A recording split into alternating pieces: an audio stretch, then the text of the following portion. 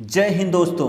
यहाँ पर UP board class 10th के लिए सामाजिक विज्ञान में मानचित्र कार्य आता है, 10 नंबर का आता है। वो 10 नंबर आप कैसे सॉल्व करेंगे, एज अ मानचित्र पर कैसे दर्शाएंगे कि आपको 10 नंबर मिल जाएगा।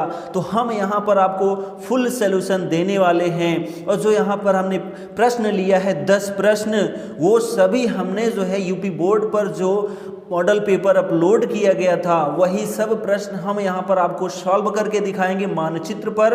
आप भी देखिए कि आपको कैसे सॉल्व करना है और गलती क्या नहीं करनी है। तो बहुत ही सही जानकारी आपको यहाँ मिलने वाली है। 10 नंबर आप प्राप्त कर लेंगे यदि आप सही से दर्शा देते हैं। तो चलिए वीडियो को हम शुरू करते हैं। तो यहाँ पर आप देख रहे हैं हमारे मानचित्र कार्य के प्रश्न हैं। तो आपको जिसमें आप उत्तर लिख रहे हैं यानी उत्तर पुस्तिका में, वहाँ पर जब इनके हल करने की बात आए तो वहाँ पर आप प्रश्न उत्तर नंबर डाल के ये दिखा देना कि इसका प्रश्न, इन प्रश्नों के उत्तर मानचित्र पर हैं, ठीक है, यानी मैप पर है, ठीक है। उसके बाद उसके नीचे जो है आप उसका उत्तर भी लिख देते हैं तो बेटर है। उसके बाद मानचित्र पे आपको तो उत्तर लिखना ही पड़ेगा, नहीं तो आप क्या करेंगे, मानचित्र के बैक साइड में आपको पता होना चाहिए खाली स्थान होता है। तो यहाँ पर भी हम प्रश्नोत्तर नंबर जो भी हमारा हो 14 होता है, 28 होता है, प्रश्नोत्तर नंबर 14 डाल के उसके 5 जो आंसर हैं वो यहाँ हम लिख सकते हैं, तब भी कोई दिक्कत नहीं है। और हम जो है मानचित्र पर तो उसको दर्शाएंगे क्योंकि उसके थ्रू हमको नंबर नहीं मिलता है जो उसका उत्तर देते हैं।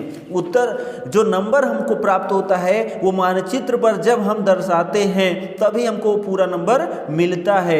एज दर्शाया तो आधा नंबर और उसका नाम लिख दिया तो आधा नंबर। टोटल जो है 1 नंबर एक प्रश्न पर मिलता है। 10 प्रश्न और 10 नंबर के आते हैं। तो यहाँ पर आपको फुल सॉल्यूशन दिया जाएगा मानचित्र पर आप कैसे दर्शाएंगे प्रश्नों को। तो यहाँ पर हम पहले लेते हैं ये वाला मानचित्र जिसमें स्टेट डिवाइडेशन नहीं है, यानी राज्य विभाजन नहीं है। पूरा का पूरा केवल भारत का मानचित्र है, बस उसमें राज्य दर्शाए नहीं गए हैं। इसमें हम शो करते हैं कौन सी चीज़ कहाँ है। तो ये 14 नंबर मानचित्र कार्य वाला प्रश्न है। तो यहाँ पर आप देखिए, उसमें आप प्रश्न में देखे होंगे जो मॉडल पेपर था उसमें दिया गया था 14 नंबर का नंबर कि वह स्थान जहाँ जलियांवाला बाग हत्याकांड हुआ। तो वह स्थान जहां जलियांवाला बाग हत्याकांड हुआ था कहाँ हुआ था, पंजाब में। पंजाब में कहाँ, अमृतसर में, ठीक है। तो अमृतसर हम जो है क्या करेंगे, मानचित्र पर दर्शाएंगे। तो मानचित्र पे कैसे दर्शाएंगे, तो यहाँ पर हम आपको दर्शा के दिखा रहे हैं कि अमृतसर आपको कहाँ मिलेगा, ठीक है। तो अमृतसर आप देखिए, आपको जो अमृतसर मिलेगा मानचित्र पर, इसमें क्या है, किसी भी प्रकार का चिन्ह नहीं है। हम अपने आप से चिन्ह या नंबर सिस्टम बना के जो है उसको सॉल्व करेंगे। तो जो आपका अमृतसर है वो यहाँ है, हम इसको ऐसे गोला गोला कर डालेंगे, थोड़ा बड़ा गोला, ठीक है, ऐसे गोला कर डालेंगे। और यहाँ पर हम जो है प्रश्न का नंबर क्या है, 14 का है, ठीक है। कौन सा है, 14 का है। तो यहाँ पर जो है 14 का लिख सकते हैं, ठीक है, 14 का, ठीक, 14 का लिखा।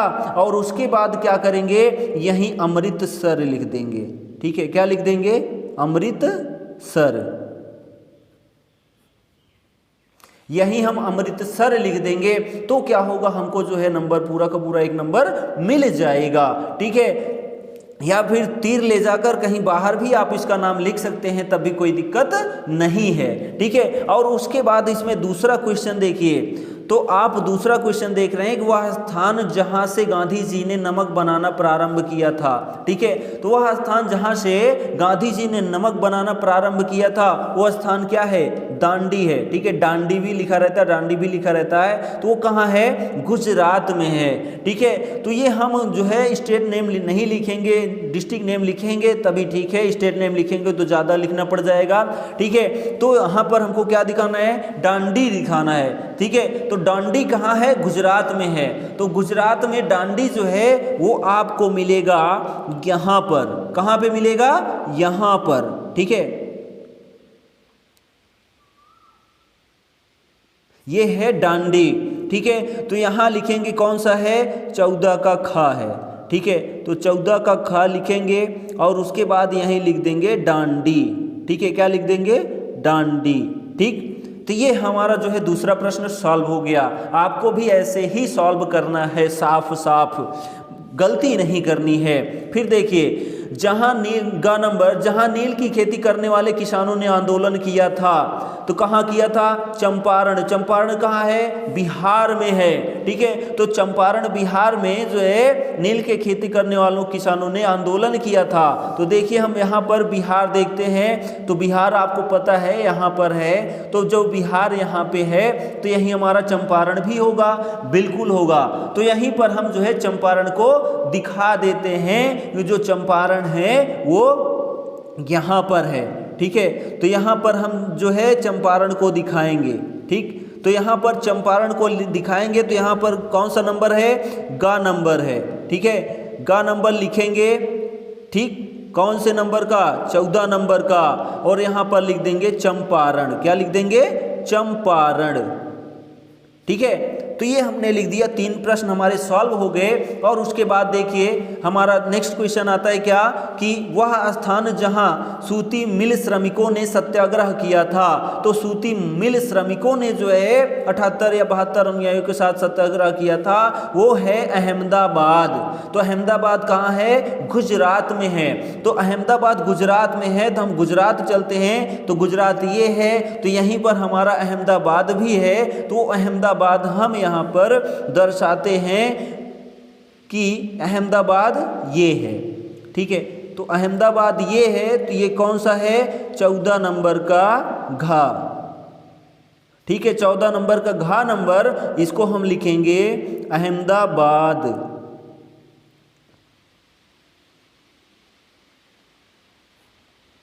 ठीक है।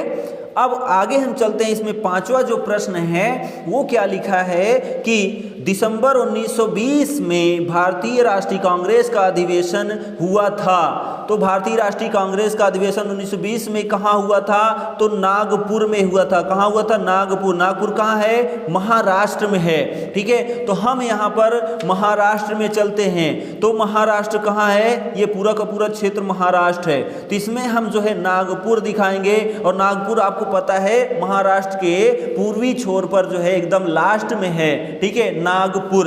तो हम यहाँ पर नागपुर को दिखाते हैं, जो नागपुर आपका बनता है, ठीक है। तो नागपुर हम अगर आते हैं तो नागपुर हम यहीं पर कहीं रख देंगे, तो ये हम जो है कहाँ पहुँच जाएंगे, नागपुर, ठीक है। तो ये नागपुर का क्षेत्र है, जो कि 14 नंबर का अंगा नंबर है नागपुर, ठीक है। नागपुर, ठीक है।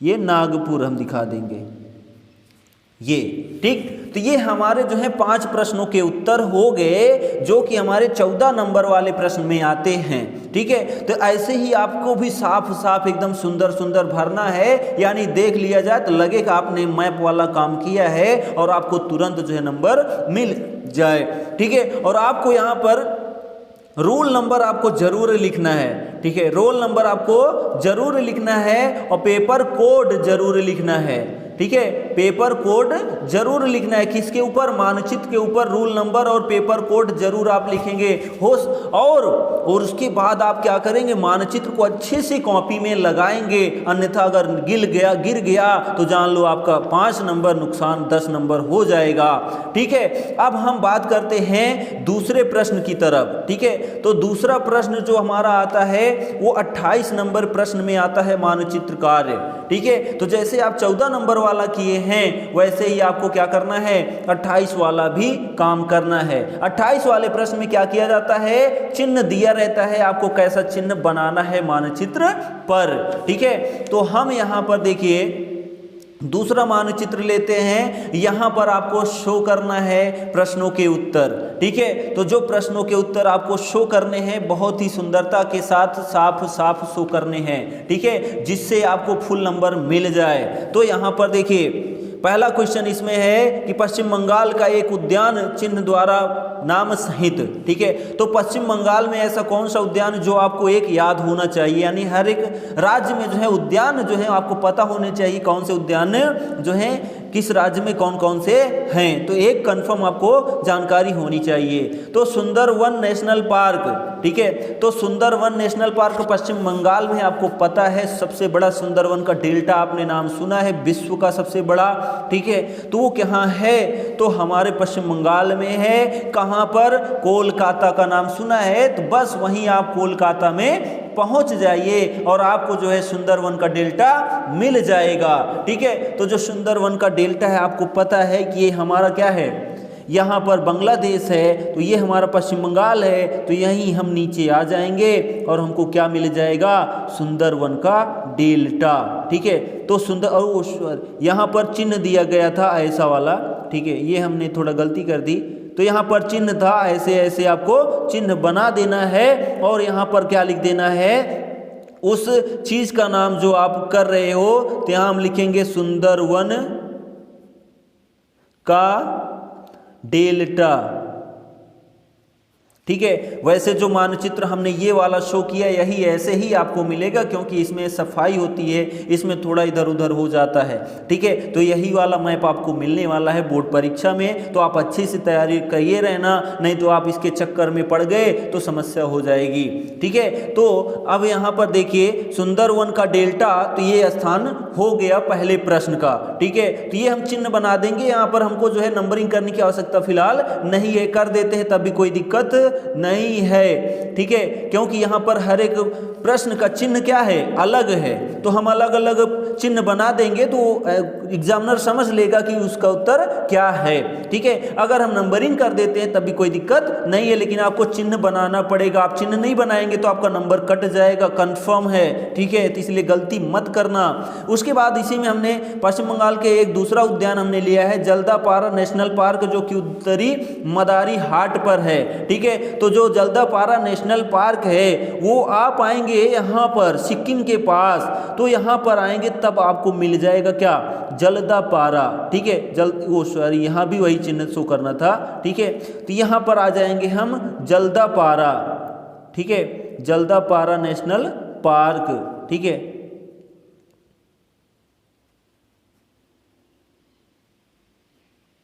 जल्दापारा नेशनल पार्क हम लिख देंगे वो चिन्ह दिखा के। दूसरा प्रश्न है इसमें, नर्मदा नदी पर बने बांध चिन्ह द्वारा नाम सहित, तो नर्मदा नदी पर जो बांध बना है आपको ऐसा ही चिन्ह दिखाना है। तो यहाँ पर जो नर्मदा नदी पर बांध बना है वो कौन सा है, सरदार सरोवर बांध, सबसे प्रसिद्ध वाला बांध है। ठीक है, जो कहाँ है, गुजरात में है। तो गुजरात राज्य ये है, तो गुजरात राज्य में ही क्या बना है, नर्मदा नदी पर सरदार सरोवर बांध। तो नर्मदा नदी पर सरदार सरोवर बांध बना है, तो आप देखिए कि वो कहाँ बना है, गुजरात में ही बना है, तो गुजरात में यहाँ पर बना है। ठीक है, कहाँ, यहाँ पर। ठीक है, इसका चिन्ह कैसा है, ऐसा है, तो ऐसा हम चिन्ह बना देंगे यहाँ पर। ठीक है, और लिख देंगे क्या, कि सरदार सरोवर बांध, सरदार सरोवर बांध। देखिए, आप ये नाम नहीं लिखते हैं तब भी कोई दिक्कत नहीं है, आप नंबरिंग करके चिन्ह दिखा देते हैं तब भी गलत नहीं है, एकदम सही है, कोई दिक्कत नहीं है, लिख देते हैं तब भी सही है। अगर एक ही मानचित्र मिलेगा तो एक मानचित्र में सब आपको दर्शाना रहेगा, तो आप चिन्ह और प्रश्नोत्तर नंबर डाल देंगे तो बेटर है, नाम नहीं लिखेंगे तो ठीक है, क्योंकि नाम दूसरा नाम मैचिंग उसमें डिस्टर्ब कर देगा। ठीक है, तो आप जो है चिन्ह और प्रश्न संख्या दर्शा देना, बस आपका काम हो गया।